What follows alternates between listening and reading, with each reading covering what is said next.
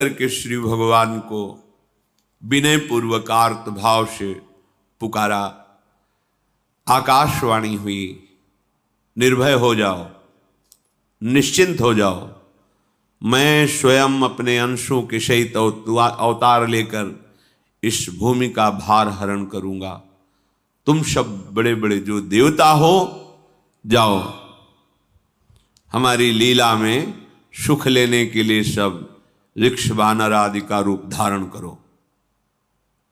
ब्रह्मा जी, महादेव जी, बड़े बड़े ईश्वर कोटि के लोकपाल बहुत प्रसन्न हुए, क्योंकि भगवद वाणी सत्य है, त्रिकाल सत्य है।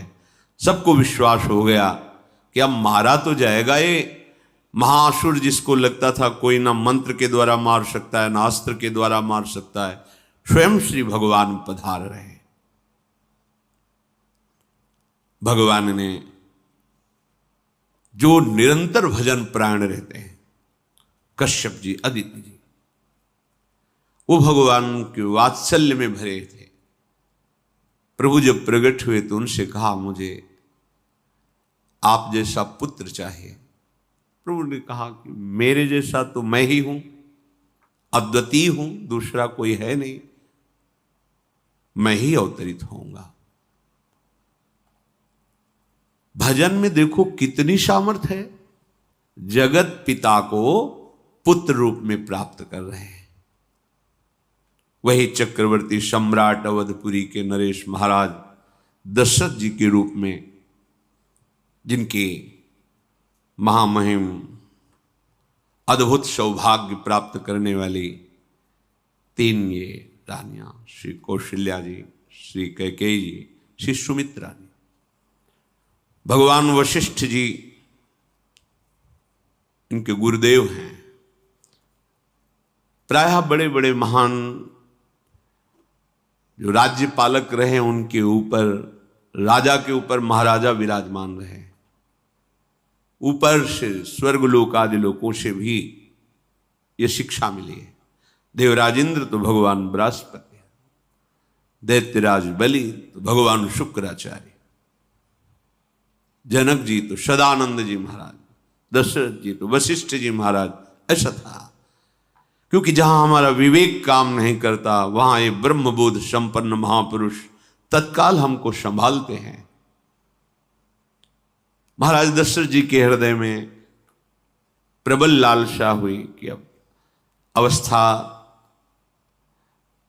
व्यतीत होती जा रही है, पर जो गृहस्थ धर्म का परम लाभ है वो तो हुआ ही नहीं। वशिष्ठ जी के चरणों में प्रणाम करके कहा, भगवान एक ही बात की असंतुष्टता है, हमारे कोई पुत्र नहीं है। वशिष्ठ जी ध्यानस्थ हुए, ध्यान में देखा और उनका, तुम्हारा जैसा सौभाग्य अन्य का किसी का नहीं हो सकता। तुम्हारे यहां स्वयं सच्चिदानंद भगवान श्री हरि अपने अंशों के साथ अवतरित हो रहे। श्रृंगी ऋषि को बुलाया गया, पुत्रष्टि यज्ञ करी, उसमें साक्षात भगवान अग्निदेव प्रकट होकर के खीर दिया और कहा अपनी रानियों को पवा दीजिए। वशिष्ठ जी के आज्ञा के अनुसार उस खीर को दो भाग में किया। प्रथम भाग श्री कौशल्या जी को दिया, जो दूसरा भाग था उसके दो भाग किए, उसका एक भाग कैकेयी जी को दिया। अब जो एक भाग बचा उसके दो भाग किए और वशिष्ठ जी की आज्ञा के अनुसार एक माता कौशल्या जी को, एक कैकेयी जी को दिया। उन्होंने अपने हाथ से सुमित्रा जी को दिया। तो सुमित्रा जी के गर्भ से लक्ष्मण और शत्रुघ्न, कौशल्या जी ने जो भाग दिया उससे लक्ष्मण जी प्रकट हुए, जो रामचरण अनुरागी, अद्भुत अद्भुत हरि प्रेमी।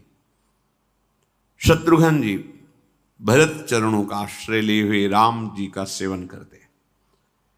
बड़ा रहस्य है, कितनी मर्यादा है।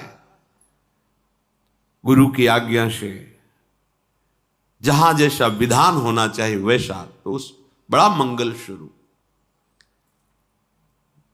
ये महामहिम जगत पावन करने वाली माताएं मानो अपने गर्भ में अखिल ब्रह्मांडों के स्वामी को धारण किए हुए हैं, जिनके गर्भ में अनंत ब्रह्मांड वास करते हैं, उन प्रभु को अपने गर्भ में धारण करने का अनुभव कर रहे हैं। महाराज दशरथ बहुत प्रसन्न है। ये जीवन का परम लाभ है। प्रभु हमारे कोई भी हो, माता पिता भाई बंधु सखा पति प्रीतम पुत्र, कुछ भी, ये तो ऐसे करुणामय कोई भाव रख लो और गाढ़ भाव कर लो तो आपको अनुभव कराने लगेंगे। जिस भाव से आप देखोगे कैसा सुख महाराज दशरथ जी को हो रहा होगा, जिनको गुरुदेव से पता है कि स्वयं भगवान पधार रहे। प्रतिपल इनके दर्शन करके कौशल्या जी, कैकेयी जी, सुमित्रा जी के प्रेम पुलकित रहते हैं। दशरथ जी अहो भाग्य, साक्षात भगवान पधार रहे। समय व्यतीत हुआ, जोग लगन गृह बार तिथि, सकल भये अनुकूल, चर अरु अचर हर्ष जुत, राम जन्म सुख मूल। ठीक योग लगन ग्रह वार तिथि सब अनुकूल हो गई। कब? जिसके हृदय में प्रभु का प्रकाश हो जाता है। जो प्रभु के भजन में रहता है तो योग लगन ग्रह वार तिथि नक्षत्र सब अनुकूल हो जाते हैं। जो पे कृष्ण चरण मन अर्पित, तो करी हैं का नवग्रह रंग। सब ग्रह नक्षत्र वार तिथि, ये जितने भी विघ्न कारक या शुभ कारक है, ये सब शासन में रहते हैं जिसके हृदय में भगवान नाम चल। जिते विनायक शुभ अशुभ, ये विघ्न करे नहीं कोई, क्योंकि भगवान का नाम चल रहा है, हृदय में भगवान प्रकाशित हो गए हैं, परमानंद अनुभव होता है। ऐसे भगवान जगत में प्रकट हो रहे हैं। ये तो कभी कभी अवतार होता है, पर ये अवतार होता ही रहता है। भगत के हृदय रूपी महल में अवतार होता रहता है।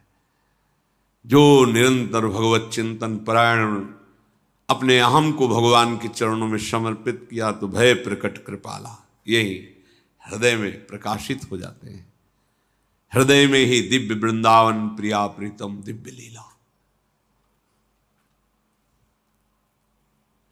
चैत्र का महीना, नवमी तिथि, शुक्ल पक्ष, अभिजीत मुहूर्त, ठीक दोपहर का समय 12 बजे।